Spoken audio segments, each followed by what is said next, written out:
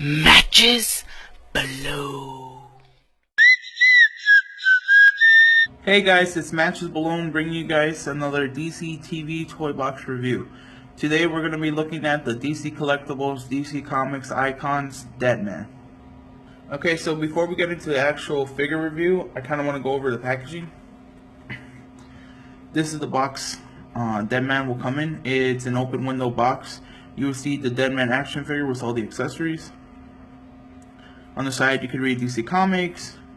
The Icons logo with the O taking place as the character's logo. We get the DC Collectibles logo. On the side you get the character's name, Deadman. On top you get a stylized 2. On the other side we also see the stylized 2. Deadman is the second figure in this wave. We get the Deadman logo, DC Comics Icons, Deadman, Brightest Day, and DC Collectibles. Brightest Day is the story where this character's design is based off of. On the back we get to see all of Wave 1 with close-up images of the figures. DC Comics, Icons.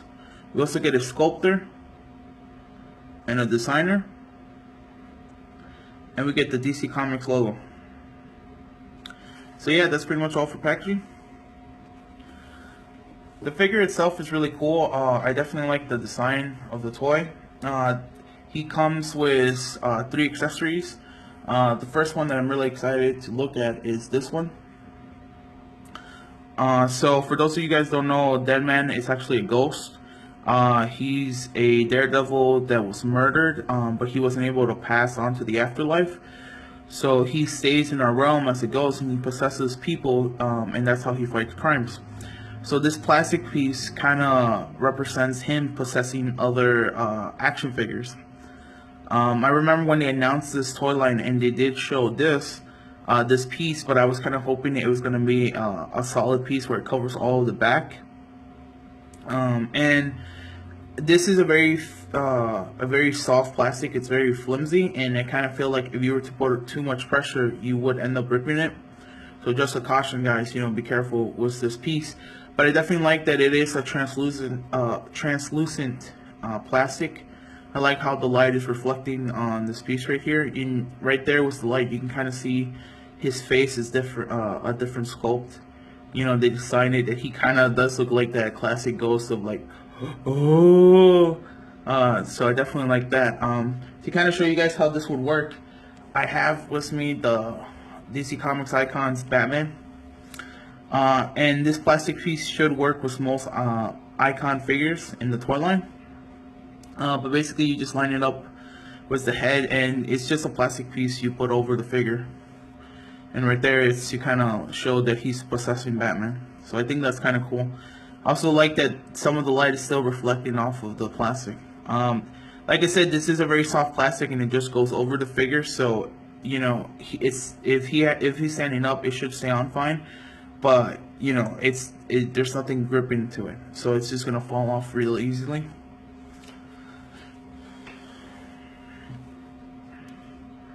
I really think it's a great piece, and I definitely look forward to kind of taking some funny pictures with other action figures. But yeah, the other accessories he comes with are extra hands. These are some open hands. The figure itself comes with closed-fisted hands. He doesn't have any other accessory that, for these hands to grab onto, but it is nice to have a second pair. And to kind of switch out the hands is very easy.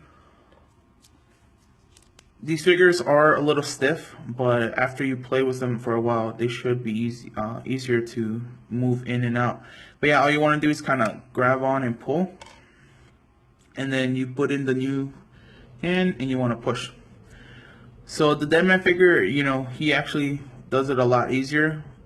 Just fair warning, a lot of these new DC icons are kind of stiff. But yeah, that's pretty much it as far as replacing the hands. For the rest of the review, I'm gonna keep the closed-fisted hands. There's no point to having the open hands. But yeah, this toy is really great. I love the articulation on this toy. It's pretty much the same as Batman's. And yeah, let's just jump into it. So what I want to talk first is the collar. This is a soft plastic. Well, yeah, it is a very stiff plastic, but it's still soft. It's still going to retain its form right there. But you shouldn't be worried. It shouldn't hinder any of your articulation. The head itself will still be able to rotate. You can see it's already touching the edge of the, or I guess the rim of the collar. But it, with force, it should still rotate all the way around. So that's really good. These figures don't really look down or up, so that's that's a little bit of a downside. But still, it looks really good. He's gonna look straightforward, so that's nice. But yeah, the collar doesn't really hinder or hinder any of the movement of the arms. You can see right here, the arm goes out and in, and you can move it forward and back. If you wanted to, you could rotate the whole thing, but you can kind of see right there, like the collar is far away, that it's not gonna, it's not gonna hinder your movement, so that's good. You can already notice right there, there is some swivel on top of the arm. These elbows are double jointed.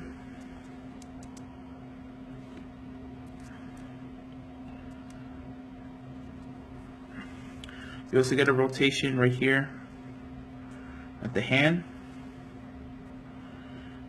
and the hand itself can move inward and outward, so that's good. One thing I always point out with these figures is the design of them. They design them to kind of hide all of their articulation points. So the figure still has, the articulation and the cuts and all that, but they try to hide them within the sculpt to kind of really mimic the human form. So you can really, it's really noticeable in the legs. If you were to look at the back of the arms, but you can kind of see, even though there is the extra piece for those movements, it's very seamless and natural. Now, because of the design, there are some hindrance. If you look at the ab crunch here, it's not, this is as much forward as he goes, and this is as far back. For this figure, it's a little, it's decent. I don't really think a figure needs to go too far back, too far forward, but it's definitely a lot less compared to other action figures. But I'm willing to kind of give up some of the movement for just a nice, seamless design. I definitely like the design choices they've made on these action figures so far. But yeah, the legs themselves, they go this far out. You can see that's really good. They also go this much forward and this much back. So I do always point out that the leg is extending outward instead of actually moving back. But yeah, still pretty good. The knees, just like the elbows, are double jointed, giving that more natural feel. So something I noticed, it depends on the action figure, but if it has a separate boot mold, it's probably going to have a calf cut to swivel the boot. But since this is all one solid piece right here, it's just painted differently to signify the boot, but there is no swivel. The foot itself right here, you can move forward and back, and it also has, this, like, I guess, ankle pivot where it's sides. You move the whole foot side to side. That's really good.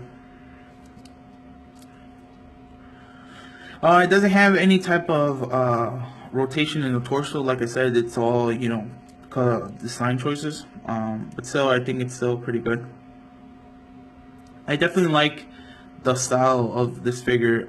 The art looks really good. Like I said, he was a Daredevil, so his costume is the spandex, and it's just all one solid piece. They use a matte color for the body, and then they use a glossy color for the gloves and the boots. So I definitely like that choice. Something I want to point out is that the collar, right? It's a part of the costume, but it does seem to be a lighter red, especially on the inside. It seems like it's a little bit darker to kind of match more this maroon he has throughout his body, but then the color itself on the inside especially, it's much more brighter red.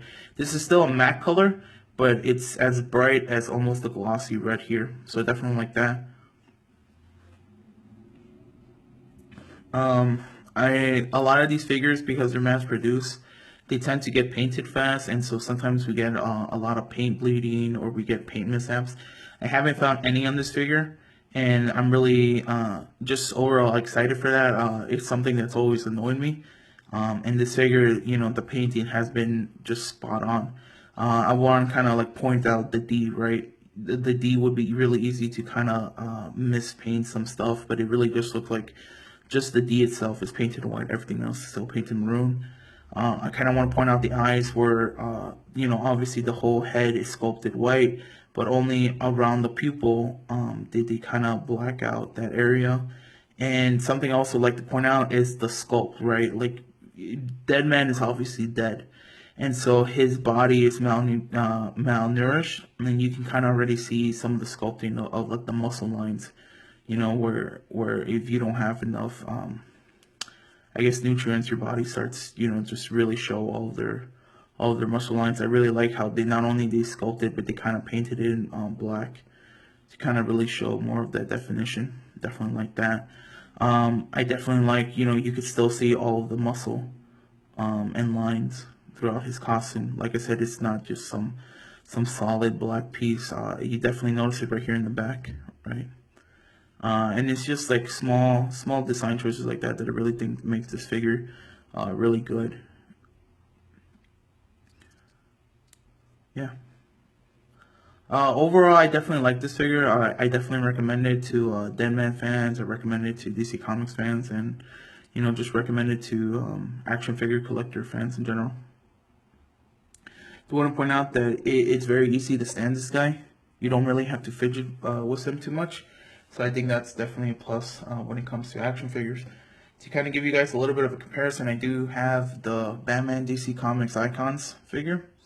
This is the same wave, and you can see that just already two figures together, they look like they go together, right? So if you invest into this toy line, you should feel assured that all the figures will kind of stand in scale, and they just look good next to one another. I believe Deadman looks a little taller, just because I feel like his head reaches the tip of Batman's ears, and the ears extend above his head. So I feel the Deadman character is just a little bit taller.